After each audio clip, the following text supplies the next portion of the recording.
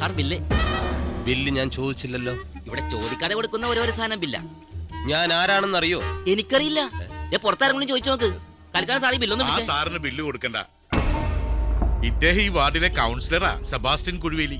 അടുത്ത time municipal chairman ആകും. ഓൻ പുതിയ ആളാ, നിങ്ങൾ ക്ഷമിക്ക്. എന്താ ബിരിയാണി! സാഹിബിന്റെ ബിരിയാണി എത്ര കഴിച്ചാലും മടുക്കില്ല. ഇവിടുത്തെ മട്ടൻ ബിരിയാണിയിലെ മട്ടൻ പോത്തിന്റെ ആണോ അതോ മൂരിയുടെ ആണോ? ആനേന്റെ.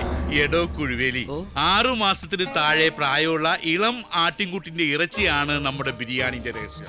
പിന്നെ പടച്ചോന്റെ കൃപയും. എന്നും ബിരിയാണി ചെമ്പ് അടുപ്പത്ത് വെക്കുമ്പോ എന്റെ നെഞ്ചിനകത്തൊരു പെടപെടപ്പാ. പിന്നെ കണ്ണടച്ച് പടച്ചോനെ വിളിക്കും, എന്റെ റബ്ബേന്ന്. ഒന്ന് പാളിയാ തീർന്നില്ലടോ കച്ചവടം. ദേ, നിങ്ങൾ ആ ഹോട്ടലിൽ നോക്കി, എന്തോരം കച്ചവടം ഉണ്ടായിരുന്നതാ. ഒരശ്രദ്ധ, പഴകിയ ഭക്ഷണം, ഫുഡ് പോയിസൺ. ഒടുവിൽ മുനിസിപ്പാലിറ്റിന്ന് ആൾക്കാർ വന്ന് സീല് വെച്ച് പൂട്ടിയില്ലേ.